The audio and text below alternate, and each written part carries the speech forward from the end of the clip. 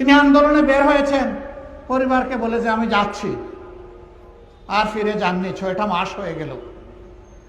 বিভিন্ন এলাকায় যাই, ওই মানুষগুলো এসে বলে যারা শহীদ হয়েছে, কবর দেওয়া হয়েছে, তাদের পরিবার তো অন্তত এতটুকু সান্ত্বনা পাচ্ছে যে আমার আপনজন এখানে ঘুমায় আছে। কিন্তু আমাদের কাছে কোনো জবাব নাই যে আমার সন্তান কোথায় আছে। শিশুরা বলে আমার বাবা কোথায় আছে, যুবতী বোনটি বলে আমার স্বামীটি কোথায় আছে, তার ভাই বোনেরা জিজ্ঞেস করে আমার ভাই কোথায় আছে। আমরা তার কোনো জবাব দিতে পারি না। কিভাবে দিব বলুন? 4 তারিখে মানুষ খুন করে ঢাকার আশুলিয়ার রাস্তায় ট্রাকের উপরে লাশগুলাকে ছুঁড়ে মারা হলো। ট্রাকের উপরে লাশের স্তূপ হয়ে গেল, পেট্রোল ছিটিয়ে আগুন ধরে ছাই বানাই ফেলা হলো। তাদের লাশ কে কোথায় পাবে? একই দিনে রামপুরায় সারাদিন ইন্টারনেট বন্ধ করে খুন হওয়া মানুষগুলোকে গুম করে ফেলা হয়েছে। তাদের লাশ আমরা কোথায় পাব? হে রব্বুল আলামিন, হে আল্লাহ, তুমি এদের পরিবারকে সান্ত্বনা দাও মাবুদ। সান্ত্বনা দেওয়ার কোনো ভাষা আমাদের কাছে নেই।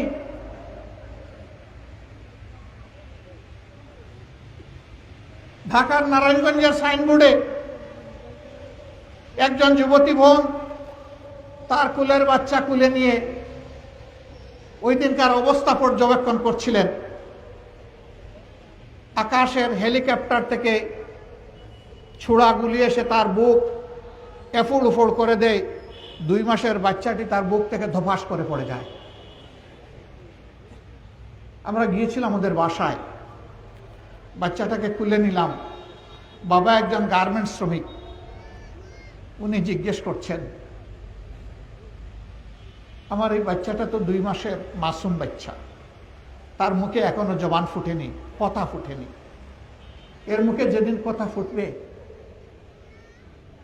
সেদিন সে কাকে মা বলে ডাকবে?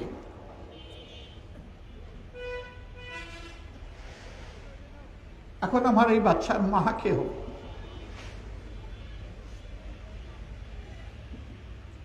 আমরা ওদেরকে বলেছিলাম এই দেশে যদি 9 কোটি নারী থাকে তাইলে 9 কোটি নারী এখন এই বাচ্চার মা। আমরা মহান রবের উপর ভরসা করে বলেছিলাম এই বাচ্চাটা আমরা উপহার চাই, তবে আমরা নিয়ে যাব না, আপনাদের কুলে থাকবে। এখন থেকে এই বাচ্চা বেড়ে উঠে বড় হওয়া পর্যন্ত, মানুষ হওয়া পর্যন্ত আমরা আল্লাহর উপর ভরসা করে এই বাচ্চাটার দায়িত্ব নিতে চাই। যদি আপনারা দয়া করে এই সুযোগটা আমাদেরকে দান করেন। তারা সাথে সাথে আলহামদুলিল্লাহ বলেছিলেন। আমরা সেই দিন থেকে এই বাচ্চার পাশে আছি। বহু শিল্পপতি তাদেরকে শ্রদ্ধা জানাতে গিয়ে বলেছেন এই বাচ্চাটা আমাকে দেন, আমার একটা বাচ্চা নাই। আমাকেও এক শিল্পপতি অনুরোধ করেছিলেন। আমি বলছি আমি আপনাদের অ্যাম্বাসেডার হয়ে কথা বলতে পারি, কিন্তু আমি আমার নিজের পক্ষ থেকে তাদেরকে চাপ দিতে পারবো না, তারা যেটা ভালো মনে করে। আমি তাদেরকে বলেছিলাম, তারা বলেছে আমরা একবারই আলহামদুলিল্লাহ পড়েছি, আমাদের আর কিছুর দরকার নেই। আপনাদের পাশে রাজশাহী, সেখানে মিনারুল বলে একটা ছেলে, সে নারায়ণগঞ্জে গার্মেন্টস শ্রমিক ছিল, কিন্তু আন্দোলনের সময় বাড়িতে ছিল। 3 তারিখ সে মানুষকে পানি পান করিয়েছে। 60 তারিখ আর পানির কলসি নিয়ে যায়নি, সেও আন্দোলনে শরিক হয়ে গিয়েছে। যাওয়ার 1 ঘন্টার পরেই পরিবারে খবর এসেছে তোমাদের আপনজন গুলিবিদ্ধ হয়েছে। আসলে সে জায়গায় নিহত হয়েছে। আপনজন গিয়ে তার লাশ নিয়ে আসলো। আমি তাদের বাড়িতে গিয়েছিলাম। 3টি বাইক, 2 জন রিক্সা চালায় আর 1 জন গার্মেন্টস শ্রমিক। গরিবের সংসার, বাবা নাই, মা আছে, তিনজনই বিবাহিত। এ ছোট, 22 বছর বয়স। পরিবারের সদস্যদেরকে দেখে যখন সহানুভূতি জানাবো, এক এক করে সবার খবর নিচ্ছি। তার স্ত্রীকে যখন জিজ্ঞেস করলাম, মা তুমি কেমন আছো? বলল, আলহামদুলিল্লাহ ভালো আছি, কিন্তু আমি তো 6 মাসের অন্তঃসত্ত্বা। আমার এই গর্ভের সন্তানের কি হবে বাবা? আমি বলেছিলাম, আল্লাহই তার উত্তম অভিভাবক, এবং তোমার পরিবার সুদ্ধা এই সন্তান এখন আমাদের পরিবার। আমার একটা ছোট ভাই কানাডায় থাকে, সে শুনেছে যে এর দায়িত্ব আমরা নিয়েছি। আমাদের কাছে আবদার করলো যে ভাই, আপনাদের হাত দিয়ে এই পরিবারের দায়িত্ব আমি পালন করতে চাই, আমি কি সুযোগটা পাবো? আমি বলছি, হ্যাঁ তুমি পাবা। আলহামদুলিল্লাহ ওই দিন থেকে সেই পরিবারের সাথে আছে। আলহামদুলিল্লাহ।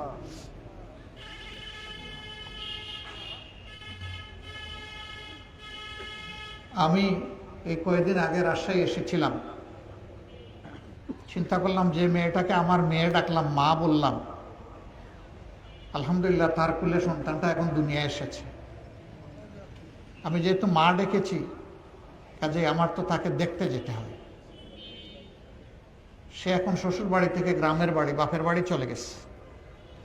আমার সঙ্গীরা বলছিলেন যাতায়াতের সময়ে আমরা ম্যানেজ করতে পারবো কিনা।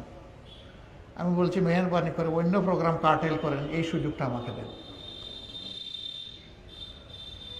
বাচ্চাকে খুলে নিয়ে কেঁদেছি, আবার চুমো দিয়েছি,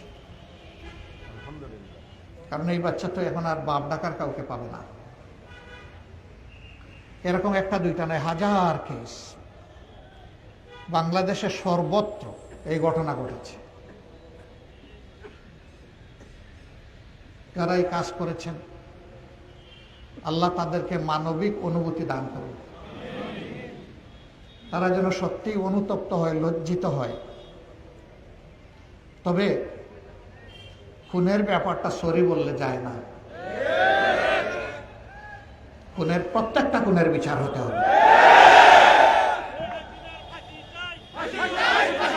এটা ইনসাফের দাবি। দুনিয়ার সর্বশ্রেষ্ঠ মানুষ ছিলেন মহামানব মুহাম্মদুর রাসূলুল্লাহ সাল্লাল্লাহু আলাইহি ওয়াসাল্লাম। আল্লাহ নিজে রব্বুল আলামিন, আর মুহাম্মদুর রাসূলুল্লাহ সাল্লাল্লাহু আলাইহি ওয়াসাল্লাম রাহমাতুল লিল আলামিন। মক্কা বিজয়ের সময় যে মক্কাবাসী তাকে এত কষ্ট দিয়েছিল, শেষ পর্যন্ত তাকে হত্যার সিদ্ধান্ত নিয়েছিল। তিনি হিজরত করে মদিনায় আশ্রয় নিয়েছিলেন। ফিরে এসে তিনি সবাইকে মাফ করে দিলেন। তবে 10 কিংবা 13 জনের নাম ধরে বললেন, এদেরকে যেখানে পাওয়া যাবে ওই জায়গায় এদেরকে খুন করতে হবে, কারণ এদের হাত নিরীহ মানুষের রক্তে লাল। এরা মানুষ খুন করেছে, সুতরাং যে খুন হয়েছে তার ব্যাপার আমি মাফ করে দিতে পারবো না।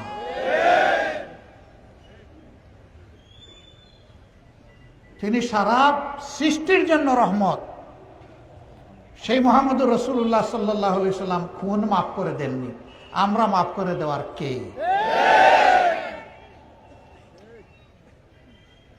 এটি হচ্ছে ইনসাফের দাবি। আর এই আবু সাইদরা রাস্তায় নেমে স্লোগান দিয়েছিল, উই ওয়ান্ট জাস্টিস। আমরা ন্যায় বিচার চাই, আমরা বৈষম্য চাই না। ন্যায় বিচারের দাবি হচ্ছে প্রত্যেকটি খুনের বিচার হতে হবে।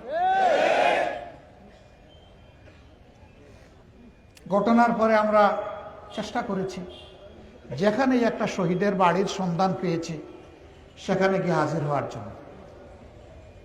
আল্লাহ আমাদের যেটুকু সামর্থ্য দিয়েছেন, আমরা ওই সামর্থ্য নিয়ে তাদের পাশে চলে গেছি। এমনকি ধার দেনা করে চলে গেছি, কারণ জাতিকে যারা কৃতজ্ঞ করেছেন, ঋণী করেছেন, তাদের ঋণ সামান্য অর্থকড়ি দিয়ে পরিশোধ হয় না। তাদের ঋণ পরিশোধ হয় কলিজা থেকে বের হওয়া প্রত্যেকটা চোখের পানির ফোঁটা দিয়ে। আমরা শহীদদের বাবাদের কপালে চুমু দিয়ে কেঁদেছি, তারাও কেঁদেছে আমাদেরকে বুকে জড়িয়ে। আর আমরা তাদেরকে কথা দিয়েছি, আপনাদের সন্তানেরা যে কারণে জীবন দিয়েছে, আমরা সেই কারণের লক্ষ্য অর্জিত না হওয়া পর্যন্ত আমাদের লড়াই অব্যাহত থাকবে।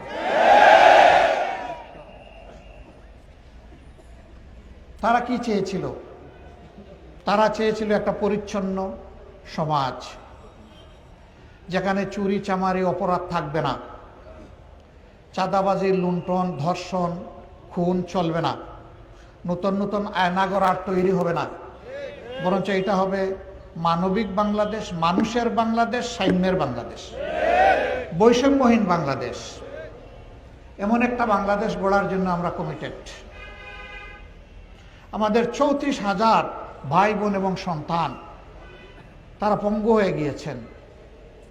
আমাদের হিসাব অনুযায়ী ৫০২ জন তারা ২ নয়ন গুলিবিদ্ধ হয়ে অন্ধ হয়ে গেছেন। আর দুনিয়ার সৌন্দর্য আর তারা দেখবে না। ৭০০-র অধিক মানুষ এক চোখে গুলিবিদ্ধ হয়ে এক চোখ নষ্ট, আরেক চোখ রিস্কে পড়ে গেছে। ২৫০-র মতো মানুষ যাদের মেরুদণ্ডে গুলি লেগেছে, তারা এখন অবশ হয়ে হয় নিজের ঘরে, না হয় হাসপাতালের বেডে। কারো 2 পা অবশ, কারো 4 অঙ্গ অবশ। এরা এখন উঠে বসতে পারেন না। খাওয়া, পেশাব, পায়খানা, গোসল সব কিছু, নামাজ, এভরিথিং এখন তাদের বিছনায়। আজীবনের জন্যে তারা অসহায় হয়ে গেল। অথচ তাদেরও তো আমাদের মতো প্রাণচঞ্চল জীবন ছিল। তারা তো আল্লাহ ছাড়া কারো উপর নির্ভরশীল ছিল না। আজকে তারা মানুষের উপর নির্ভরশীল হয়ে গেল। হাসপাতালে দেখতে গেলাম 8 তারিখ ঢাকা মেডিকেল কলেজে। 1 পা নাই, 1 হাত নাই, চোখ নাই, পায়ে এলিজারব লাগানো। বিছনার পাশে বসে জিজ্ঞেস করলাম, কেমন আছো তুমি? বলে যে আলহামদুলিল্লাহ ভালো আছি। সাবলীল গলায় বলে আলহামদুলিল্লাহ ভালো আছি। আমি অবাক। বলে তোমার পা নাই, হাত নাই, চোখ নাই, মুখ বিকৃত হয়ে গেছে গুলি পড়ে, তুমি ভালো আছো বলতেছো? অবশ্যই ভালো আছি।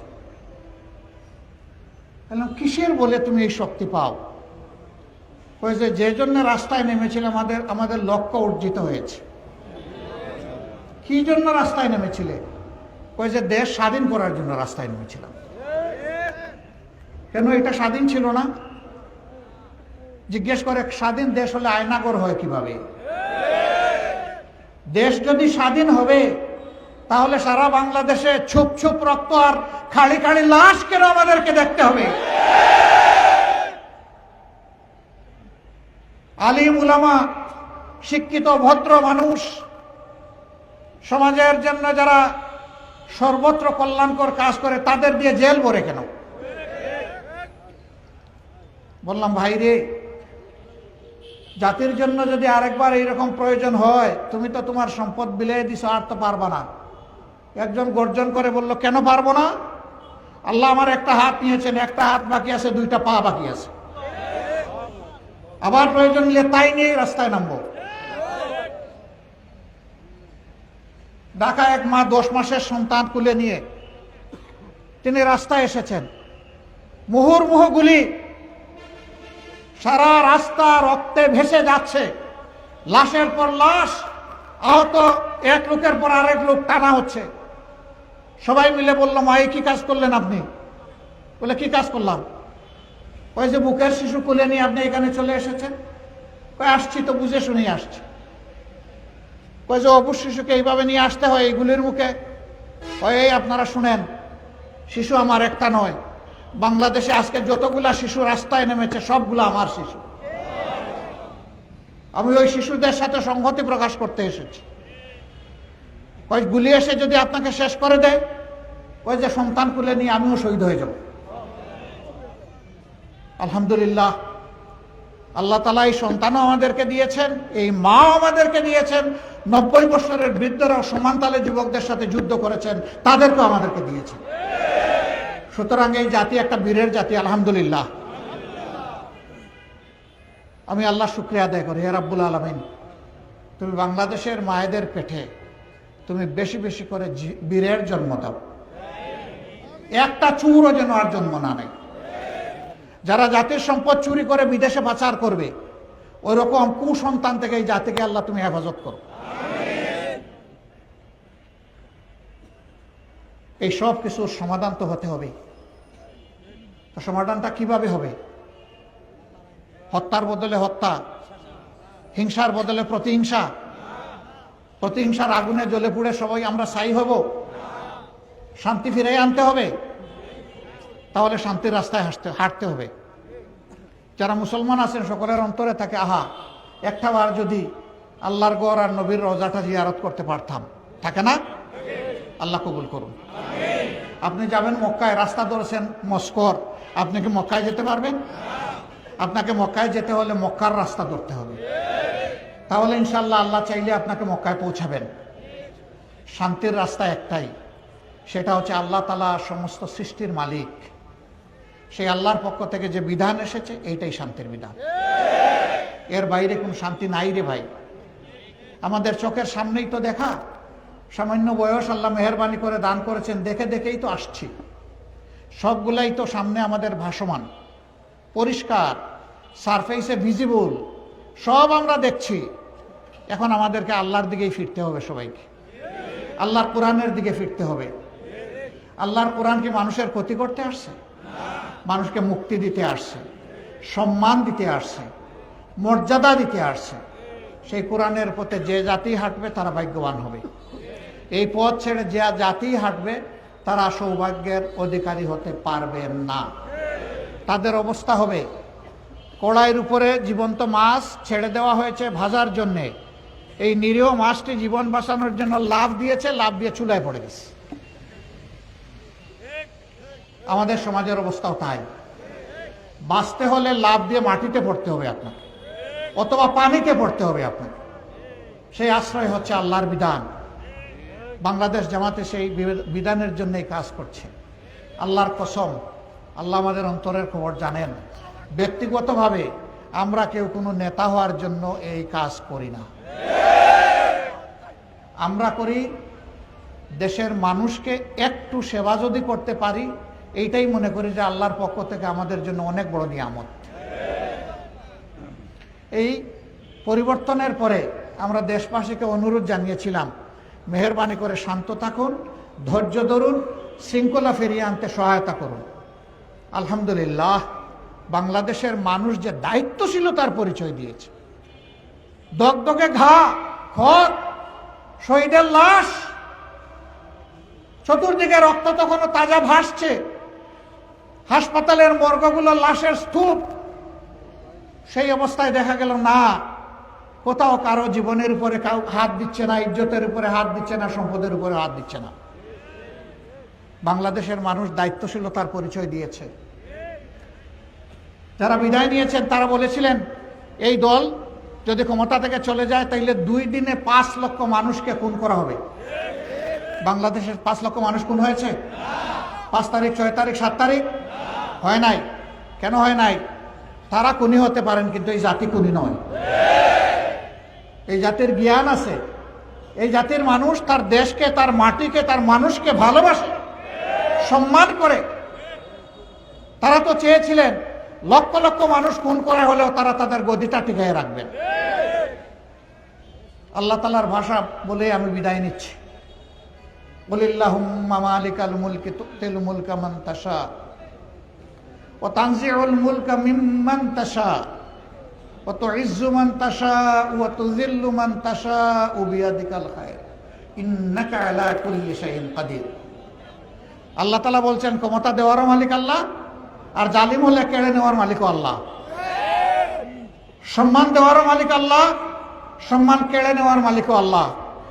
রাজনীতি যারা করেন তাদের কাছে আমার বিনীত অনুরোধ, ভাই, বন্ধু, সন্তান, দুস্থ, মেহেরবানি করে শহীদের রক্তের প্রতি সম্মান দেখান। ত্যাগী আমাদের আহত, আমাদের পঙ্গু ভাই বোনদের প্রতি সম্মান দেখান। সমাজ বিরোধী কোনো কাজ করবেন না মেহেরবানি করে। চাঁদাবাজি মেহেরবানি করে করবেন না। দখল বাণিজ্য করবেন না। মানুষের উপর জুলুম করবেন না। মামলা বাণিজ্য করবেন না। ঘুষখুরি করবেন না। মেহেরবানি করে ছেড়ে দেন। আল্লাহ আপনাদের ইজ্জত বাড়ায় দেবেন। আল্লাহ আপনাদের রিজেকেও বরকত দিবেন। আল্লাহ আপনাদের হায়াতেও বরকত দিবেন। আর যদি এগুলো অব্যাহত রাখেন তাহলে জেনে রাখুন, আমরা শহীদদের রক্ত ছুঁয়ে শপথ নিয়েছি, এই জঞ্জালগুলা সমাজ থেকে নিশ্চিহ্ন না হওয়া পর্যন্ত আমাদের লড়াই অব্যাহত থাকবে। আমাদের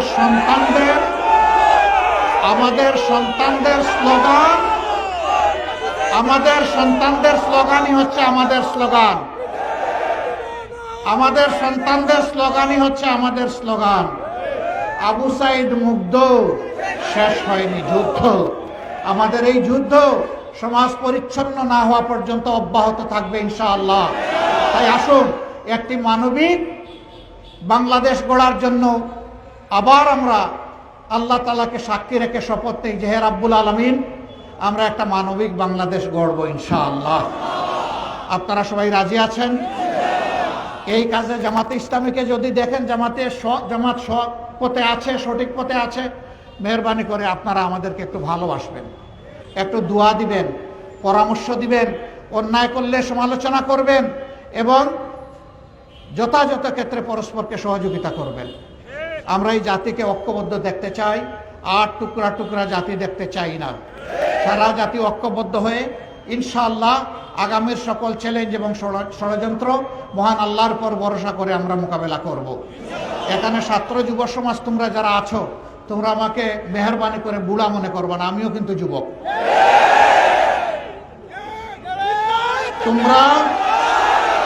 তোমরা ইনকিলাবে, সংগ্রামে, যুদ্ধে, অনাচারের বিরুদ্ধে প্রতিবাদে যেখানে যাবা সেখানে তোমাদের সাথে আমি থাকবো ইনশাআল্লাহ। ইনকিলাব জিন্দাবাদ, বাংলাদেশ জিন্দাবাদ, বাংলাদেশ জামাতে ইসলামী জিন্দাবাদ। আসসালামু আলাইকুম ওয়া রাহমাতুল্লাহ। মাত্র 2 লাখ টাকায় জমির মালিকানা সহ ফ্ল্যাট ঢাকার পাশেই টঙ্গীতে প্রবাসী সিটি বনমালা প্রজেক্টে আপনি নিতে পারবেন এই লোভনীয় সুযোগ। সুন্দর মনোরম প্রাকৃতিক পরিবেশে আপনার স্থায়ী ঠিকানার জন্য আজই আমাদের টঙ্গী বনমালায় প্রবাসী সিটির একটি ল্যান্ড শেয়ার বুকিং করুন। সম্মানিত প্রবাসীদের জন্য প্রতি বুকিং 5% পর্যন্ত মূল্য ছাড়। বিস্তারিত জানতে যোগাযোগ করুন প্রবাসী সিটি অফিস, জমজম টাওয়ার, 2য় তলা, খরতৈল 27, টঙ্গী, গাজীপুর। মোবাইল 01688802600।